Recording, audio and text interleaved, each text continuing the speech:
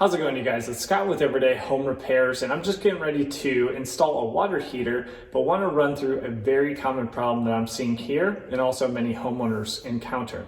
And that is if your main water shutoff valve maybe is a little bit older and it's a multi-turn style like the one behind me here. This is called a globe valve, and really all that is it has some piece of metal in there that are baffles, and it's a plug that sits on top to close off or open up the water supply. Now these valves are kind of notorious for having leaks, and it can be pretty intimidating if you're opening this valve and all of a sudden you have a leak and you don't know how to stop that. So let me walk you through 3 easy steps, starting with the most basic, something you do right now and hopefully stop that leak, and then walk you up in terms of complexity, and hopefully we'll get that problem fixed for you. So let's jump into step 1. All right, so step 1 is just to tighten what's called the packing nut. Now, if you have threads that you can see exposed, hopefully that means this is going to work for you because you have a little room to tighten this packing nut back down, because there is either a seal, a flat washer, or packing material that will seal this off underneath. So all you'll do is just adjust your crescent wrench and then just give it a quarter turn or half turn in the clockwise direction. So looking down from the top, right, top perspective, clockwise direction will tighten that.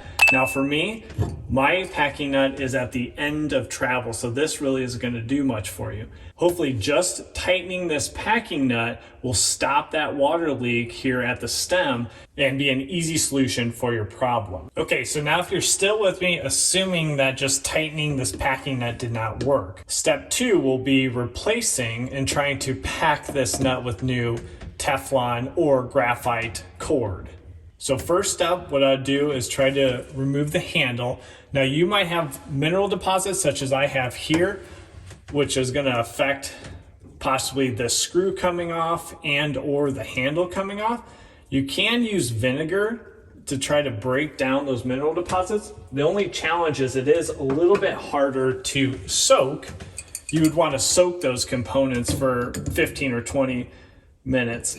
But this handle can also be very hard to pull off, and you want to be careful because you probably have copper lines or a setup where you're going to be applying a lot of torque to those fittings. So be careful when you're doing this not to damage the pipe coming in or going out.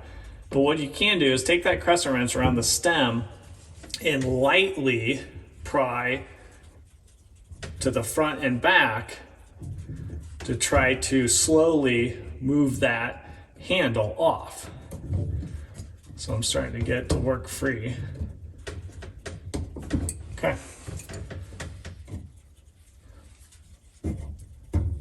Now that's worked free. Now you might need to keep this on for this to actually remove, because you want to keep the valve closed, especially if your water is still on, which mine is not.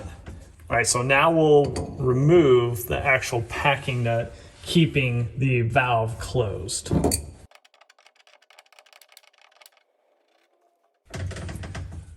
All right, if you look down in that packing nut, I can see some remnants of probably some graphite used over the years, but overall has very little packing material. And that was also why I didn't see any exposed threads, because this nut was placed all the way down, but you'd preferably have some open threads here where packing material is actually holding it up on the threaded surface and then making that nice seal.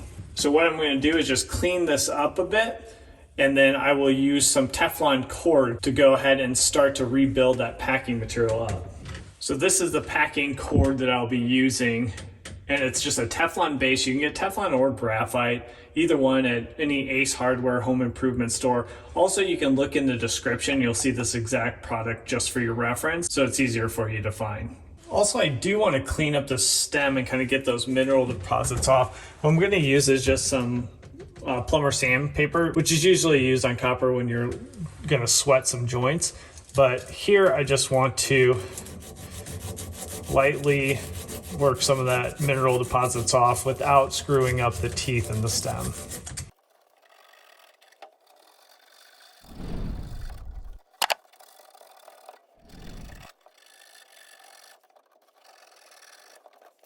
Again, you can look in the description for that exact sandpaper I'm using, but you want to clean everything up, especially after you've sanded off that much mineral deposits and debris.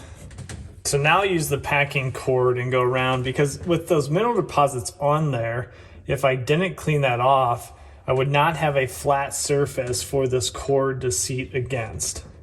So it'd be really hard to make a seal. All right, so I'm gonna do 2 turns, snip it off. Then with the packing nut and all that old graphite cleaned off and really cleaning out the internals, I'll reintroduce the packing nut, tucking, making sure the Teflon or graphite cord is packed underneath. Now, again, what you should be seeing is this nut gets tighter well before you reach the end of travel, because you don't want to be able to secure this all the way down. And if you're able to go too low, you're going to want to introduce a little bit more cord to fill up that void. So I do want a little bit more, so I'm going to do another little more than a turn.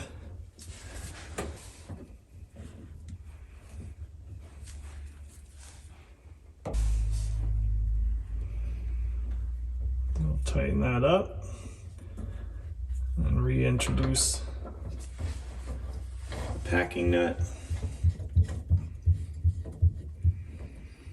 All right, I like this a little bit more because I'm gonna have a little bit of space there at the bottom. Now I'm just gonna tighten this down.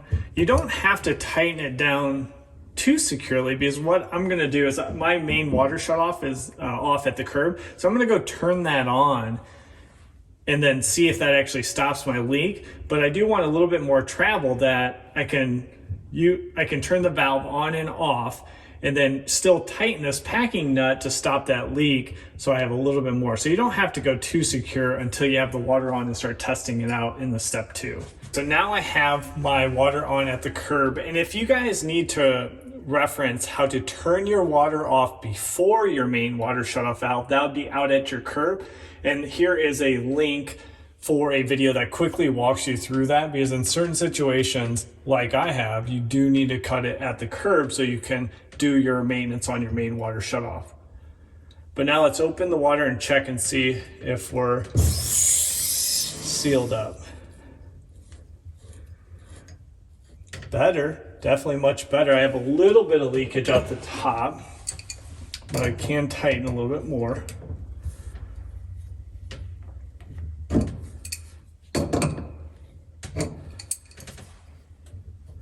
Now that's not bad, especially compared to where I was at before.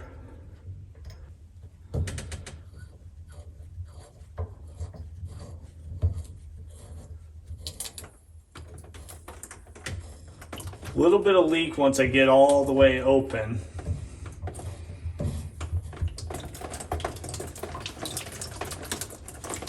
All right, and there I still have quite a bit of leak. So let me go turn that off at the curb again, and then I'll show you step 3.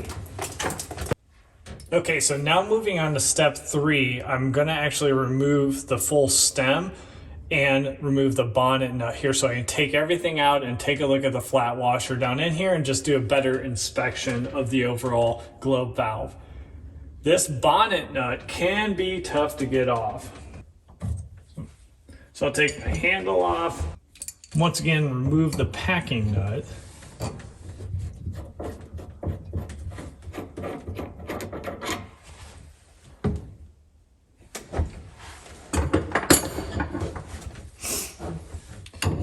And then see if I can get this bonnet. Be careful again of putting too much torque on your pipes.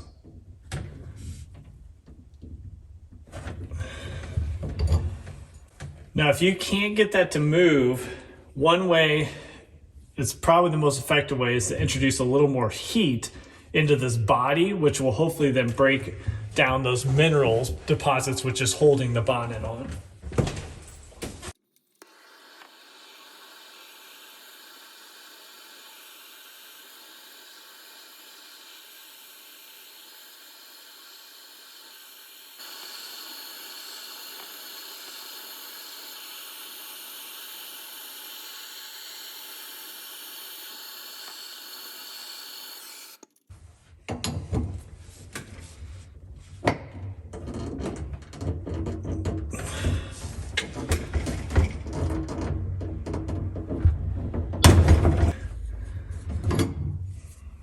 not easy. And again, you need to take your time with that because you can, when you have to apply that much torque to your plumbing, you can cause quite an issue. All right, broke it loose.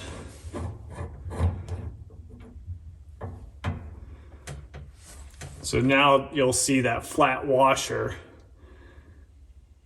in here. And then also usually you have some kind of seal between this flat surface and the housing itself. Now what you can do is you can take now this down to your home improvement center so you can get a replacement here. And then also now you have much better access to clean up the stem and just clean up the full body. You can also soak it in vinegar to get the mineral deposits off. You just have more capability.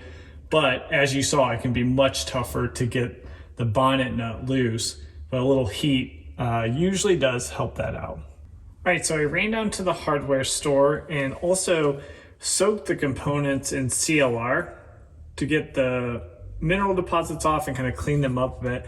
One additional important point is the stem itself had a lot of mineral deposits, which actually was changing the diameter of the stem. And honestly, in step 2, that's probably what was creating my leak with the new packing Teflon cord, is because every time I turned it, since the diameter was fluctuating so much from the mineral deposits, that then creates leakage paths within that new Teflon cord. So that is all cleaned off and smooth now. I have a new flat washer. So I grabbed a pack of flat washers to match up, and that's why it's nice to bring down your components to the hardware store. So I installed that new washer. The old washer was beat up and dry, and I think that thing's probably been in place for over 60 years. So well past its serviceable life. And now I'm going to build this back up. One thing to note, the bonnet itself is metal to metal in terms of the contact surface. And this one has, sometimes you'll see a fiber washer or something that seal the bonnet itself. This one does not have that. So we'll see if it leaks on me, I will have to put either some Teflon cord in there, Teflon tape, or something to seal this metal on metal surface here.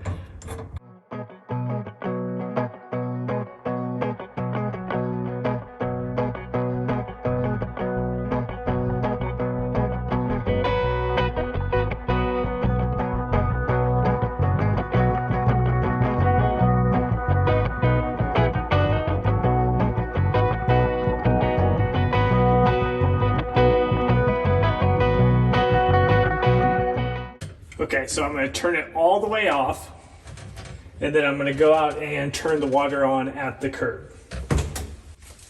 All right, now with the water back on, we'll go ahead and test it out.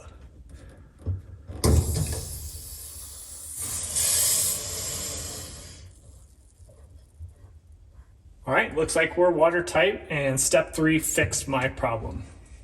Now hopefully one of those 3 steps also stopped your water leak on your globe valve. Steps 1 and 2 are very quick and easy. Step 3 does take a little more time, and if you're like me, that bonnet nut can really be fused on there with the mineral deposits, and this one literally might not have been touched for 60 years, so it can really get fused on there. But now my globe valve is watertight, and that last step, cleaning that stem, was key, because if you don't clean that stem and you leave the mineral deposits on the stem, then your packing material is going to be worked over time as you open and close, and the stem goes up and down through the packing material. So make sure that stem is clean, in addition to get a new flat washer on there if you need to go to step 3.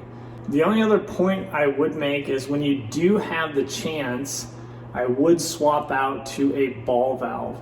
The ball valves are going to be just less hassle, less maintenance, and more reliable long term. And this is something I'm going to install here on this property once I do a little more reconfiguration of the plumbing and get the water heater installed. Now, before you take off, don't forget to subscribe to our channel if you haven't already, as we have weekly videos coming out to help you with repairs and improvements around your house. And we'll catch you on the next one. Take care.